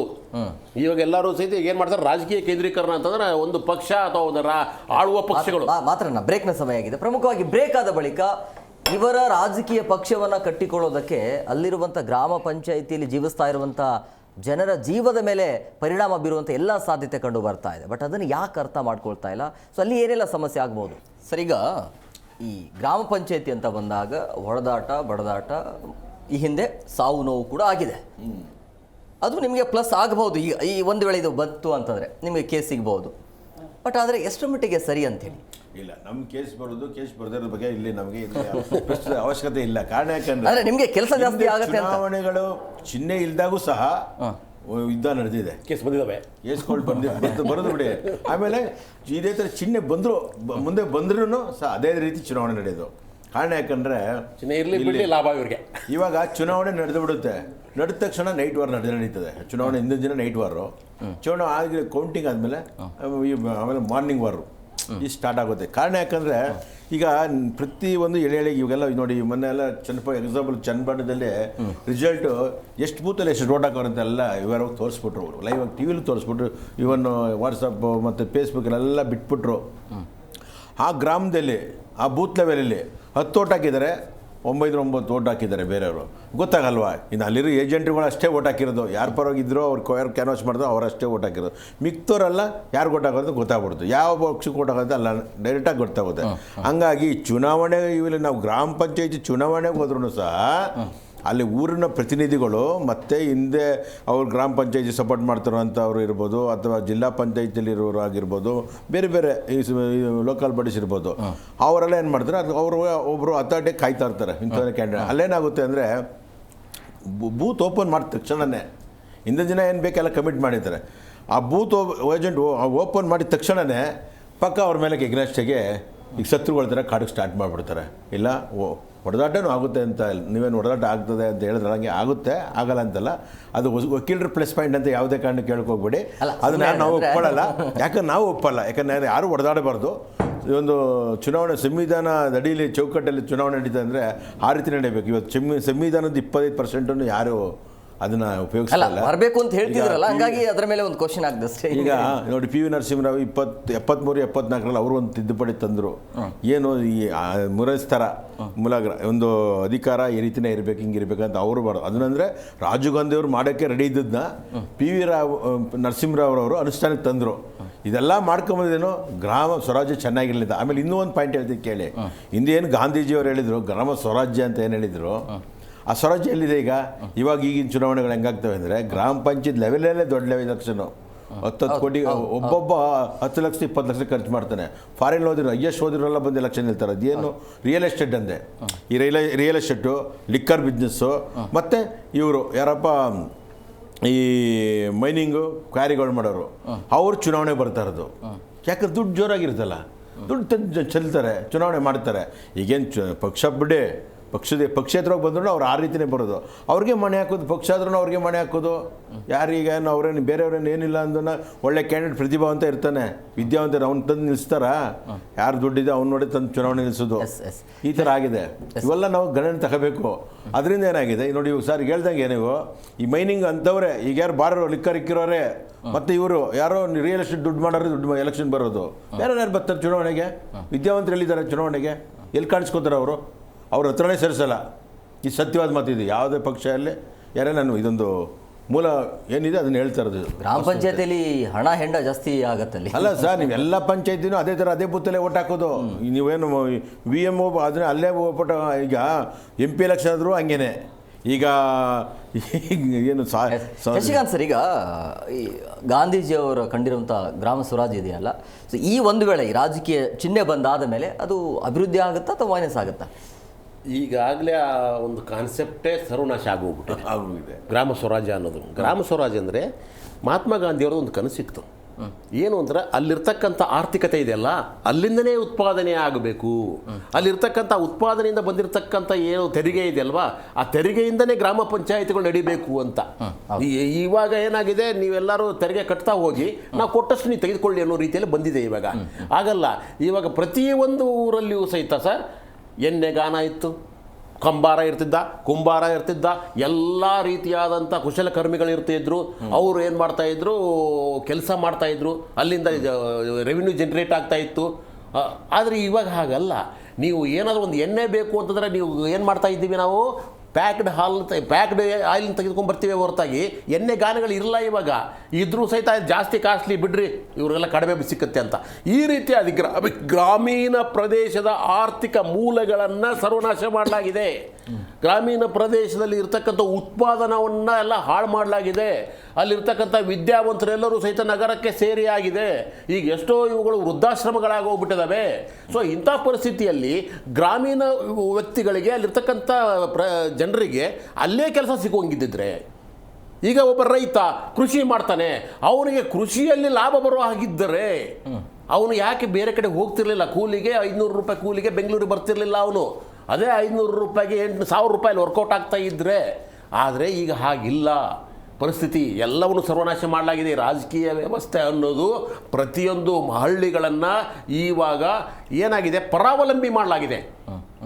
ಗ್ರಾಮ ಸ್ವರಾಜ್ಯ ಅಂತಂದರೆ ಪರಾವಲಂಬಿ ಅಲ್ಲ, ಎಲ್ಲವೂ ಸ್ವಾವಲಂಬಿ ಆಗಬೇಕು ಪ್ರತಿಯೊಂದು ಸಹಿತ ಗ್ರಾಮಗಳು. ಯಾಕೆ ಗ್ರಾಮಗಳು ಸೇರಿನೇ ಈ ದೇಶ ಅಂತ ಹೇಳಲಾಗಿತ್ತು.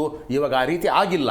ಆದ್ದರಿಂದ ಈಗೊಂದು ಚುನಾವಣೆಯನ್ನು ನಾವು ಅಲ್ಲಿ ಮಾಡಬೇಕಾದ್ರೆ, ಚುನಾವಣೆ ಅಂದರೆ ಅಲ್ಲಿರ್ತಕ್ಕಂಥ ಗ್ರಾಮೀಣ ಪ್ರದೇಶದವರ ರಿಪ್ರೆಸೆಂಟೇಷನ್ ಅಥವಾ ಒಂದು ಪ್ರತಿನಿಧಿಗಳು ನಮ್ಮ ಪರವಾಗಿ ಇವರು ನಮ್ಮ ಅನುಕೂಲಕ್ಕಾಗಿ ಕೆಲಸ ಮಾಡಲಿ ಅಂತ ಬಿಡ್ತಾ ಇದ್ದಾರೆ. ಈಗ ಅವರು ರಿಮೋಟು ಅವ್ರ ಕೈಯಲ್ಲಿದೆ, ಆ ಊರವ್ರ ಕೈಯಲ್ಲಿರುತ್ತೆ. ಈಗ ಚುನಾವಣೆ ಪಕ್ಷದ ಮೂಲಕ ಆದರೆ, ಪಕ್ಷದ ಚಿಹ್ನೆಯ ಮೂಲಕ ಆದರೆ ರಿಮೋಟ್ ಕಂಟ್ರೋಲು ಆ ಪಕ್ಷ ಮತ್ತು ಆಡಳಿತ ವ್ಯವಸ್ಥೆ ಯಾರು ಮಾಡ್ತಾರೆ ಅವ್ರ ಕೈಯಲ್ಲಿ ಹೋಗುತ್ತೆ. ಅವರು ಹೇಳಬೇಕು ನಿಮಗೆ ಎಷ್ಟು ಅನುದಾನ ಬರಬೇಕು, ಹಾಗಾದ್ರೆ ನಮ್ಮಲ್ಲಿ ಎಷ್ಟು ಓಟ್ ಇದ್ದಾವೆ, ಎಷ್ಟು ಜನ ಆಯ್ಕೆ ಮಾಡಿದ್ರಿ, ಅದು ಯಾವುದೇ ಪಕ್ಷ ಇರಲಿ. ಈ ರೀತಿ ಅಂದರೆ ರಿಮೋಟ್ ಕಂಟ್ರೋಲ್ ಬೇರೆಯವರಿಗೆ ಕೈ ಕೊಟ್ಟು ನಾವು ಗ್ರಾಮೀಣ ಪ್ರದೇಶದಲ್ಲಿ ರಾಜಕಾರಣ ಅನ್ನೋದಿದೆಯಲ್ವಾ, ಅಲ್ಲಿರ್ತಕ್ಕಂಥದ್ರ ಕತ್ತಿಚ್ಚುತ್ತಾ ಹೋಗ್ತಾ ಇದೆ. ಅದು ಬೇಕಾಗಿಲ್ಲ. ಅಲ್ಲಿರೋರಿಗೆ ಸ್ವತಂತ್ರ ಕೊಡಿ, ಅವರೇ ಆಯ್ಕೆ ಆಗಲಿ, ಅವರೇ ತಮ್ಮದಾದಂಥ ಒಂದು ವ್ಯವಸ್ಥೆನ ನಿರ್ಮಾಣ ಮಾಡಲಿ. ಇದು ಬೇಕಾಗಿದೆ. ಅದನ್ನು ಮುರಿಯುವ ಕೆಲಸವನ್ನು ರಾಜಕೀಯ ಪಕ್ಷದವರು ಮಾಡ್ತಾ ಇದ್ದಾರೆ. ಅದನ್ನು ದಯವಿಟ್ಟು ತಡಿಬೇಕಾಗಿದೆ. ಈಗ ವಿಧಾನಸೌಧದ ಅಧಿವೇಶನ ನಡೀತಾ ಇದೆ, ಅಲ್ಲಿ ಇನ್ನೂ ನಿರ್ಣಯ ಆಗಿಲ್ಲ. ಇದು ಚರ್ಚೆ ಆಗಬೇಕಾಗಿದೆ. ಚರ್ಚೆ ಆದಮೇಲೆ ನಿರ್ಣಯ ಆಗಬೇಕಾಗಿದೆ. ಆದರೆ ಈ ಚರ್ಚೆಗೆ ಅಂಥ ಪ್ರಬಲವಾದ ವಿರೋಧ ಬರೋದಿಲ್ಲ ನನ್ನ ಪ್ರಕಾರ. ಯಾಕಂದರೆ ಎಲ್ಲರಿಗೂ ಬೇಕಾಗಿದೆ. ಇವರು ಹೇಳಿದಾಗ ಎಲ್ಲರಿಗೂ ಸಹಿತ ಬೂತ್ ಮಟ್ಟದಲ್ಲಿ ಕಾರ್ಯಕರ್ತರು ಬೇಕಾಗಿದ್ದಾರೆ. ಆ ಕಾರ್ಯಕರ್ತರನ್ನ ನಾವು ನಮ್ಮ ಹಿಡಿತದಲ್ಲಿ ಇಡ್ತಕ್ಕಂಥ ಕೆಲಸವನ್ನು ಇವರು ರಾಜಕಾರಣದ ಮೂಲಕ ಮಾಡ್ತಾ ಇದ್ದಾರೆ. ಬ್ರೇಕ್ನ ಸಮಯ ಆಗಿದೆ. ಪ್ರಮುಖವಾಗಿ ಬ್ರೇಕ್ ಆದ ಬಳಿಕ ಒಂದು ವೇಳೆ ರಾಜಕೀಯ ಚಿಹ್ನೆ ಬಂದಿದೆ ಆದಲ್ಲಿ ಅಭಿವೃದ್ಧಿಯ ಕೆಲಸ ಕಾರ್ಯಗಳು ಆಗತ್ತಾ ಇಲ್ವಾ? ಸರಿಗ ಸಿಂಬಲ್ ಬಂದಾದ ನಂತರ ಅಭಿವೃದ್ಧಿಯ ಕೆಲಸ ಕಾರ್ಯಗಳು ಹೇಗಾಗುತ್ತೆ? ನಿಮಗೆ ಪಂಚಾಯತ್ ಇದರಲ್ಲಿ ಅಥವಾ ಎಲ್ಲೇ ಈಗ ನಮ್ಮ ಸ್ಟೇಟ್ ಲೆವೆಲಲ್ಲಿ ತಗೊಳ್ಳಿ, ಸೆಂಟ್ರಲ್ ಬಿಟ್ಬಿಡಿ, ಸ್ಟೇಟ್ ಲೆವೆಲ್ಲು ಅಥವಾ ಪಂಚಾಯತಿ ಲೆವೆಲ್ ತಗೊಳ್ಳಿ, ಪ್ರತಿನಿಧಿಗಳು ಬೇರೆ, ಕಾಂಟ್ರಾಕ್ಟರ್ ಯಾರು ಅಂತ ನೀವು ಯಾರನ್ನಾರು ಕೇಳಿದ್ದೀರಾ? ಕ್ಲಾಸ್ ಇಲ್ಲಿ ನಮ್ಮ PWD ರಿಜಿಸ್ಟ್ರೇಷನಲ್ಲಿ ಕ್ಲಾಸ್ 1, ಕ್ಲಾಸ್ 2, ಕ್ಲಾಸ್ 3 ಇದೆ, ಆಯಿತಾ?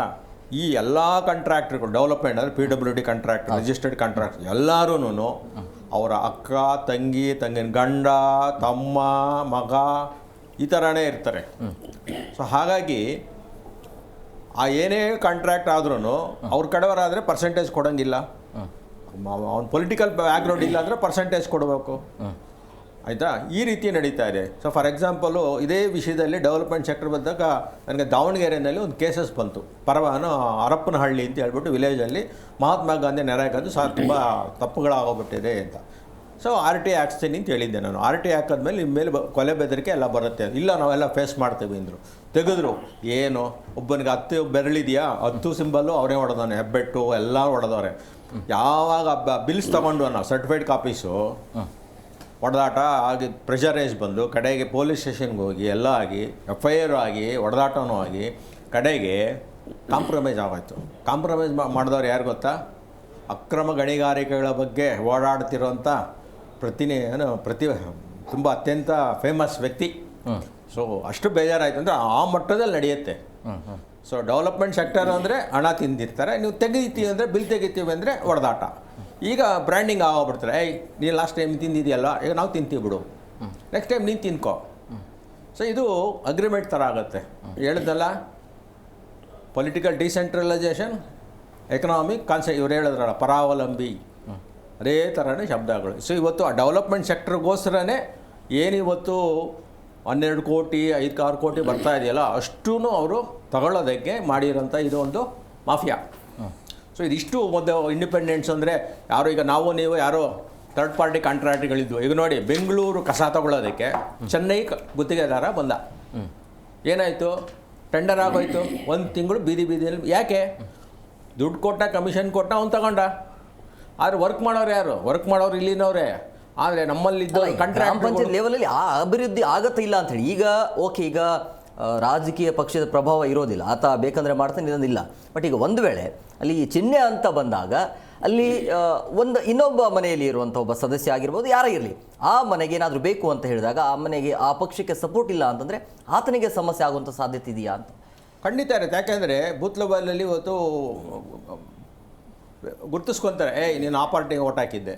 ಸೊ ಬೇರೆ ಪಕ್ಷದವ್ರು ಬಂತು ಅಂದರೆ ಅವ್ನು ಆ ಪಾರ್ಟಿಗೆ ಓಟ್ ಹಾಕಿ ನಾವು ಡೆವಲಪ್ಮೆಂಟ್ ನಿಲ್ಲಿಸ್ಬಿಡ್ತಾರೆ. ಅವ್ರ ಮನೆ ನೀರು ಕಟ್ ಮಾಡಿಸ್ಬಿಡ್ತಾರೆ, ನೀರು ಕರೆಂಟ್ ಕೊಡೋಕೆ. ಕರೆಂಟ್ ಬಿಡಿ ಅವ್ರ ಹೆಸರಲ್ಲಿ ಇಲ್ಲ, ಪಂಚಾಯತಿಯಲ್ಲಿ ಇರೋದು ನೀರು ಕಟ್ ಮಾಡಿದ್ರೆ ಅವನೇನು pipeline, lightings.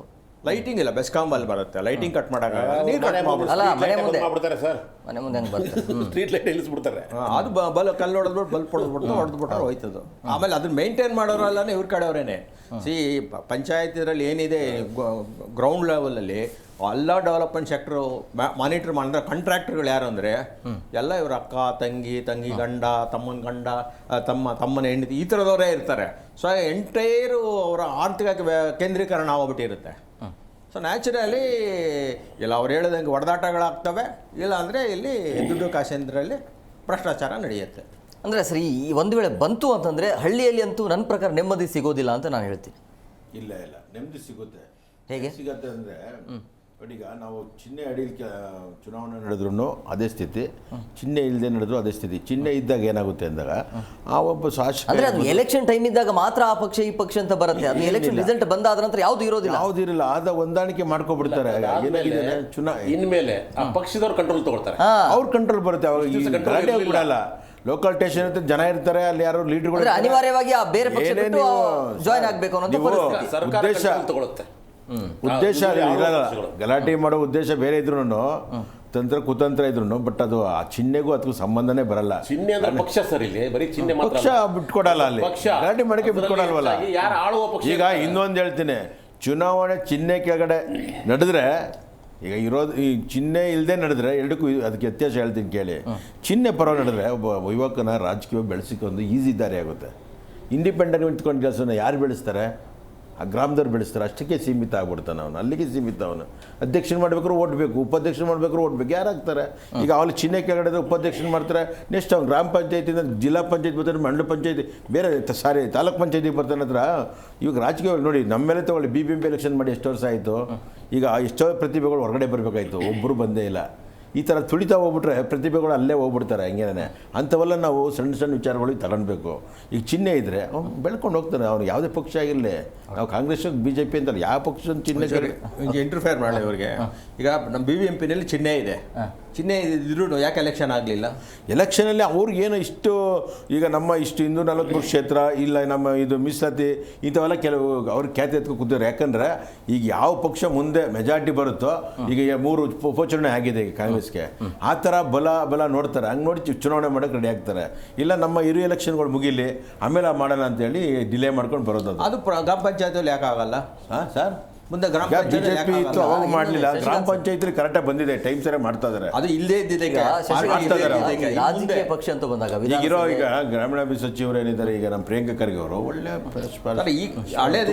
Panchayat party symbol ಬಂದ ಮೇಲೆ ಈ ವಿಧಾನಸಭೆ ಲೋಕಸಭೆ ಅಂತ ಹೇಳಿದಾಗ ರಾಜಕೀಯ ಬಣ ಬಡಿದಾಟವನ್ನು ನಾವು ನೋಡ್ತಿರ್ತೀವಿ. ಒಬ್ರಿಗೆ ಕಂಡ್ರೆ ಒಬ್ರಿಗೆ ಆಗೋದಿಲ್ಲ, ಎರಡೆರಡು ಬಣ ಇರೋದು. ಈಗ ಈ ಚಿಹ್ನೆ ಬಂದಾದ ನಂತರ ಅಧಿಕೃತವಾಗಿ ಅದು ರಾಜಕೀಯ ಪಕ್ಷ ಆಗ್ಬಿಡುತ್ತೆ. ಆದರೆ ಅಲ್ಲಿ ಹೊಡೆದಾಟ ಆದರೆ ಅವರು ಇಲ್ಲಿ ಬರಬೇಕು, ಅಲ್ಲಿ ಅವರಲ್ಲಿ ಕಾರ್ಯಕರ್ತರು ಹೊಡೆದಾಟ ಆಗತ್ತೆ. ಈಗ ಅನುದಾನ ವಿಚಾರ ಆಗಿರ್ಬೋದು ಅಥವಾ ಏನೇ ಆಗಲಿ ಯಾವುದೇ ವಿಚಾರ ಈ ಹೆಂಗಾಗ್ತಾ ಇದೆಯಲ್ಲ ಈ ವಿಧಾನಸಭೆ ಲೆವೆಲಲ್ಲಿ, ಅಂದರೆ ಬೆಂಗಳೂರಿಗೆ ಬರಬೇಕಾ ಅವರು ಹೇಗೆ ಅಂತ? ಇಷ್ಟು ಗ್ರಾಮೀಣ ಪ್ರದೇಶದಲ್ಲಿ ಹೊಡೆದಾಟಗಳಾಗ್ತಿತ್ತು. ಇವಾಗ ಹೊಡೆದಾಟ ಮಾಡಿಸುವುದು ಮತ್ತು ಅದನ್ನು ಬಿಡಿಸುವುದು ಎರಡರ ರಿಮೋಟ್ ಬೇರೆಯವ್ರ ಕೈ ಇರುತ್ತೆ ಇವಾಗ. ಯಾವುದೇ ಒಂದು ಗ್ರಾಮದಲ್ಲಿ ಜಗಳ ಹಚ್ಚಬೇಕಾದರೂ ಸಹಿತ ಬೇರೆ ಕಡೆಯಿಂದ ಆರ್ಡರ್ಸ್ಗಳು ಬರ್ತವೆ, ಬೆಂಕಿ ಹಚ್ಚಬೇಕು, ಇನ್ನೇನು ಮಾಡಬೇಕು ಅಂತ. ಸೊ ಇದು ನಮ್ಗೆ ಹೇಳ್ತಾ ಇರೋದು ನನ್ನ ಊರು, ನನ್ನ ಜನ, ನನ್ನ ಜನಪ್ರತಿನಿಧಿ ಆಯ್ತಪ್ಪ. ಎಲ್ಲ ಕಡೆ ಇದ್ದಾಗ ಜಗಳಗಳು ಇರ್ತವೆ, ಮತ್ತೊಂದು ಇರ್ತವೆ, ಕೆಲಸಗಳಾಗ್ತವೆ. ನಮ್ಮ ಇದರಲ್ಲಿ ಯಾಕೆ ನನ್ನ ಮನೇಲಿ ಸಮಸ್ಯೆ ಇತ್ತಂದ್ರೆ ನಾನು ಯಾಕೆ ಇವ್ರಿಗೆ ಅದರ ಹಿರಿತನ ಕೊಡಲಿ? ಆಯಿತು, ಇವ್ರು ಹೇಳಿದಾಗ ನಾನು ಯಾಕೆ ಕೇಳಬೇಕು? ನನ್ನ ಮನೆಯಿಂದ ನಾನು ಸಮಸ್ಯೆ ನಾನು ಬಗೆಹರಿಸ್ಕೊಡ್ತೀನಿ, ಇಲ್ಲಾಂದರೆ ಹೊಡೆದಾಕ ಸಾಯ್ತೀನಿ. ಸೊ ಆದ್ದರಿಂದ ಗ್ರಾಮಗಳು ಯಾವತ್ತೂ ಸಹಿತ ಆ ಒಂದು ಪರಿಧಿಯಲ್ಲಿ ಇರಬೇಕು. ಇವರು ಹೇಳಿದರು ಅದು ಮುಂದಕ್ಕೆ ಹೋಗಬೇಕು ಅಲ್ಲಿರ್ತಕ್ಕಂಥವ್ರು ಅಂತ. ಆದರೆ ಪಂಚಾಯತ್ ವ್ಯವಸ್ಥೆಯ ಉದ್ದೇಶ ಗ್ರಾಮಕ್ಕೆ ಸಂಬಂಧಪಟ್ಟದ್ದೇ ಹೊರತಾಗಿ ಅಲ್ಲಿರ್ತಕ್ಕಂಥವ್ರು ಲೀಡರ್ ಬೆಳೆಸೋದಾಗಲಿ ಅವನು ಪಂಚಾಯತ್ ಅಲ್ಲ, ಅದ್ರ ಉದ್ದೇಶ ಹೇಳ್ತಾ ಇದ್ದೀನಿ ನಾನು. ಅಲ್ಲಿರೋರು ಬೆಳೆಯೋದು ಬಿಡೋದು ಅವ್ರ ಕೆಲಸ ಬರಬೇಕಲ್ಲ. ನಾನು ಹೇಳ್ತಾ ಇರೋದು ಪಂಚಾಯತ್ ಅಂದರೆ ಆ ಒಂದು ಗ್ರಾಮದ ಆಗು ಹೋಗುಗಳ ಬಗ್ಗೆ ಯೋಚನೆ ಮಾಡ್ತಕ್ಕಂಥ, ಅಲ್ಲಿ ಅಭಿವೃದ್ಧಿ ಕಾರ್ಯವನ್ನು ಮಾಡ್ತಕ್ಕಂಥ, ಸಾಧ್ಯವಾದರೆ ಇನ್ನೂ ಸ್ವಲ್ಪ ಅನುದಾನವನ್ನು ತನ್ನ ಇನ್ಫ್ಲೂಯೆನ್ಸ್ ಬಳಸಿ ತರತಕ್ಕಂಥ, ಇಲ್ಲದೇ ಇದ್ದರೆ ಅಲ್ಲೇ ಇರತಕ್ಕಂಥ ಆರ್ಥಿಕತೆಯನ್ನು ರೂಪಿಸ್ತಕ್ಕಂಥ ಕೆಲಸವನ್ನು ಮಾಡಬೇಕೇ ಹೊರತಾಗಿ ನಾವು ಯಾವತ್ತೂ ಸಹಿತ ನಾನೊಂದು ಪಕ್ಷ ಅವನೊಂದು ಪಕ್ಷ ನಡಿ ನಾಳೆಯಿಂದ ತೋಳು ಏರಿಸೋ ಜಗಳ ಮಾಡು ಇದು ಅಲ್ಲ ಸ್ವಾಮಿ. ಗ್ರಾಮೀಣದ ಪ್ರದೇಶದಲ್ಲಿ ನೆಮ್ಮದಿ ಬೇಕಾಗಿದೆ, ಅಲ್ಲಿ ಸಹಮತ ಬೇಕಾಗಿದೆ, ಸೌಹಾರ್ದತೆ ಬೇಕಾಗಿದೆ. ಈಗಾಗಲೇ ದೇಶದಲ್ಲಿ ಸೌಹಾರ್ದತೆ ಸತ್ತೋಗಿದೆ, ಈಗಾಗಲೇ ದ್ವೇಷ ರಾಜಕೀಯ ಹೆಚ್ಚಾಗ್ತಾ ಇದೆ. ಇಂಥ ಸಂದರ್ಭದಲ್ಲಿ ಆ ದ್ವೇಷ ರಾಜಕೀಯವನ್ನು ತೆಗೆದುಕೊಂಡು ಹೋಗ್ಬಿಟ್ಟು ಪ್ರತಿ ಊರಲ್ಲೂ ಸಹಿತ ಒಂದೊಂದು ದೇವಸ್ಥಾನ ಸಮಸ್ಯೆ, ಒಂದು ಮಸೀದಿ ಸಮಸ್ಯೆ ಇವು ಆಗ್ತಾ ಹೋಗ್ತಾ ಇರಬೇಕಾ? ಅಲ್ಲಿರ್ತಕ್ಕಂಥದ್ದು ಇವರು ಯಾರೋ ಈ ಪಕ್ಷ ಒಡೀರಿ ಮಸೀದಿ, ಇವನು ಯಾರೋ ಇನ್ನೊಬ್ರು ಒಡೀರಿ, ಇವೆಲ್ಲ ಬೇಕನ್ರಿ? ದ್ವೇಷಗಳು ಜಾಸ್ತಿ ಆಗುತ್ತೆ, ಎರಡು ಮಾತೇ ಇಲ್ಲ. ದ್ವೇಷ ರಾಜಕೀಯ ಬೇಕಾ? ಬೇಡ ಅಲ್ವಾ? ಅವರನ್ನು ಅವ್ರ ಪಾಡಿಗೆ ಬಿಟ್ಬಿಡಿ. ಅವ್ರು ಓಟ್ ಹಾಕ್ತಾರೆ, ಅವ್ರ ರಿಪ್ರೆಸೆಂಟೇಟಿವ್ ಆಯ್ಕೆ ಮಾಡ್ಕೋತಾರೆ, ಆದವರು ಕೆಲಸ ಮಾಡ್ತಾರೆ. ಇಲ್ಲ ಅಂದರೆ ಅಲ್ಲಿರ್ತಕ್ಕಂಥ ಜನ ಕತ್ತುಪಟ್ಟಿ ಹಿಡಿದು ಕೇಳ್ತಾರೆ. ಇಲ್ಲ ಅಂದರೆ ಇವಾಗ ಹೇಳಿದ್ನಲ್ವಾ, ಅಲ್ಲಿರ್ತಕ್ಕಂಥ ಅವರವರೇ ಕಾಂಟ್ರಾಕ್ಟ್ ಮಾಡ್ಕೊಂಡು ಏನೋ ಅಭಿವೃದ್ಧಿ ಮಾಡ್ತಾರಲ್ವಾ. ಇವಾಗ ಕಾಂಟ್ರಾಕ್ಟರ್ ಯಾರೋ ಅನ್ನೋದನ್ನು ಸಹಿತ ಬೇರೆಯವ್ರು ನಿರ್ಧಾರ ಮಾಡ್ತಾರೆ. ಅಭಿವೃದ್ಧಿ ಯಾರು ಮಾಡಬೇಕು ಅನ್ನೋ ಬೇರೆಯವ್ರು ನಿರ್ಧಾರ ಮಾಡ್ತಾರೆ. ದುಡ್ಡು ಯಾರು ಕೊಡಬೇಕು ತೆಗೆದುಕೊಳ್ಬೇಕು ಅನ್ನೋ ಬೇರೆಯವ್ರು ನಿರ್ಧಾರ ಮಾಡ್ತಾರೆ. ಆಕಸ್ಮಿಕವಾಗಿ ಅಲ್ಲೊಬ್ಬ ಕರಪ್ಟ್ ಇದ್ದ, ಅಲ್ಲಿರ್ತಕ್ಕಂಥ ಪಂಚಾಯತಿ ಅಧ್ಯಕ್ಷ ದುಡ್ಡು ನುಂಗಿದ ಅಂತಂದ್ರೆ ಆ ಊರಲ್ಲೇ ಇರುತ್ತೆ ದುಡ್ಡು. ಇವಾಗ ಬೇರೆಯವ್ರು ದುಡ್ಡು ಕೊಡಬೇಕಾಗತ್ತೆ, ಪಾರ್ಟಿ ಫಂಡ್ ಕೊಡಬೇಕಾಗತ್ತೆ. ಆನಂದ್ ಸರ್, ಈಗ ಈ ರೂಪುರೇಷೆ ಏನಿದೆಯಲ್ಲ, ಇದರಿಂದ ಗಾಂಧೀಜಿಯವರ ಕಂಡಿರುವಂಥ ಕನಸು ಇದೆಯಲ್ಲ, ರಾಮರಾಜ್ಯ ಆಗತ್ತಾ ಇಲ್ವಾ? ಸರಿ, ನಿಮಗೆ ಆಗಲ್ಲ ಅಂತ ನಾನು ಹೇಳ್ತೀನಿ. ಯಾಕೆ ಗೊತ್ತಾ, ಒಂದು ನಮ್ಮಲ್ಲಿ ಈಗ 3 ಟೈರ್ ಸಿಸ್ಟಮ್ ಇದೆ, ಪೊಲಿಟಿಕಲ್ ಸಿಸ್ಟಮ್ 3 ಟೈರ್. ಒಂದು ಒಕ್ಕೂಟ ಸರ್ಕಾರ, ರಾಜ್ಯ ಸರ್ಕಾರ ಮತ್ತು ಸ್ಥಳೀಯ ಸರ್ಕಾರ. ಕೆಲವು ಕಡೆ 2 ಟೈರ್ ಸರ್ಕಾರಗಳು ಇದೆ. ಆಯ್ತಾ? ಫಾರ್ ಎಕ್ಸಾಂಪಲ್ ಸಿಂಗಾಪುರಲ್ಲಿದೆ, ಅಲ್ಲಿ ಫೆಡರಲ್ ಸರ್ಕಾರ ಇದೆ, ಒಕ್ಕೂಟ ಸರ್ಕಾರ ಅಂತ ಅವ್ನು ಕರೀತಾರೆ. ನಾವು ಅದನ್ನು ನಾವು ಕೇಂದ್ರ ಸರ್ಕಾರ ಅಂತ ನಾವು ಕರಿತೀವಿ. ಅಲ್ಲಿ ಇರೋ ಮೇಯರಿಗಿರೋ ಪವರು ಅಷ್ಟು ಪವರ್ಸ್ ಇದೆ. ಸಿಂಗಾಪುರು ಟ್ಯಾಕ್ಸ್ಗಳನ್ನ ಕಲೆಕ್ಟ್ ಮಾಡಿ ಅವರು ಮೇಲ್ಗಡೆ ಸರ್ಕಾರಕ್ಕೆ ಅವ್ರು ಕೊಡ್ತಾರೆ, ಅವ್ರ ಪರ್ಸೆಂಟೇಜ್ ಇಟ್ಕೊಂಡು. ಇವ್ರು ಹಿಂಗಲ್ಲ, ಇಲ್ಲಿ ಅವ್ರು ಕಿತ್ಕೊಂಡು ನಮಗೆ ಭಿಕ್ಷೆ ಕೊಡ್ತಾರೆ. ಸೊ ನಾಳೆ ಏನಾಗುತ್ತೆ ಗೊತ್ತಾ, ಈ ಗ್ರಾಮ ಪಂಚಾಯತಿಗಳೆಲ್ಲ ಪ್ಯಾರಾಸೈಟ್ಸ್ ಆಗ್ಬಿಡ್ತವೆ, ಹೋಸ್ಟ್ ಯಾರೋ ಆಗ್ತಾರೆ. ಸೊ ತಿಂದೇನಾಗುತ್ತೆ ಕಡೆಗೆ ಇದು ಗ್ರಾಮಗಳು ಆಲ್ಮೋಸ್ಟ್ ಅಲ್ಲೆಲ್ಲ ಸಂಪೂರ್ಣವಾಗಿ ಆಗೋಗಿದೆ. ಇವ್ರು ಹೇಳಿದ್ರು ಯಂಗ್ಸ್ಟರ್ಸ್ ಎಲ್ಲ ಬೆಂಗಳೂರಲ್ಲಿ ಬರ್ತಾರೆ, ವೃದ್ಧಾಪುರ ಅಲ್ಲಿದ್ದಾರೆ, ಲಾಸ್ಟ್ಗೆ ಅದೂ ಹೋಗುತ್ತೆ, ಕಡೆಗೆ ಜಮೀನುಗಳು ಪಾಳ್ಬಿಡುತ್ತೆ, ಕಡೆಗೆ ಎಂಟೈರ್ ಆರ್ಥಿಕತೆ ಹೋಗುತ್ತೆ. ನಾವು ಬೇರೆ ಕಡೆಯಿಂದ ಇಸ್ರೇಲಿಂದ ನಾವು ಟೊಮೊಟೊ ಇಂಪೋರ್ಟ್ ಮಾಡ್ಕೊಳ್ಳೋ ಪರಿಸ್ಥಿತಿಗೆ ಬರುತ್ತೆ.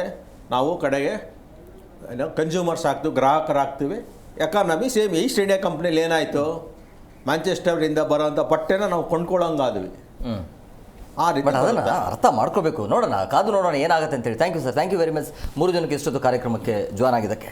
ಎಸ್ ಸರ್, ನೋಡಿದ್ರಲ್ಲ ವೀಕ್ಷಕರೇ, ಒಂದು ವೇಳೆ ಈ ಪಂಚಾಯಿತಿ ಲೆವೆಲಲ್ಲಿ ಈ ಪಕ್ಷದ ರಾಜಕೀಯ ಪಕ್ಷಗಳ ಚಿಹ್ನೆ ಏನಾದರೂ ಆಗಿದೆ ಆದಲ್ಲಿ ಅಥವಾ ಅದಕ್ಕೆ ಒಂದು ಅವಕಾಶ ಕೊಟ್ಟಿದೆ ಆದಲ್ಲಿ ಮಾರಕನೇ ಜಾಸ್ತಿ ಆಗುತ್ತೆ, ಪೂರಕ ಅಂತೂ ಆಗೋದಿಲ್ಲ. ಅದರಿಂದ ಮೈನಸ್ ಜಾಸ್ತಿಗಳು ಇದ್ದಾವೆ. ಹಿಂಗಂದರೆ ನಿಮ್ಮ ರಾಜಕೀಯ ಪಕ್ಷವನ್ನು ಗಟ್ಟಿ ಮಾಡ್ಕೊಳ್ಳೋಕ್ಕೆ, ಆ ಪಂಚಾಯತಿಯಲ್ಲಿ ನೆಮ್ಮದಿಯನ್ನು ಹಾಳು ಮಾಡೋದಕ್ಕೆ ನೀವು ಹೊರಡ್ತಿದ್ದೀರಾ ಅಂತ ಮೇಲ್ನೋಟಕ್ಕೆ ಅನಿಸ್ತಾ ಇದೆ.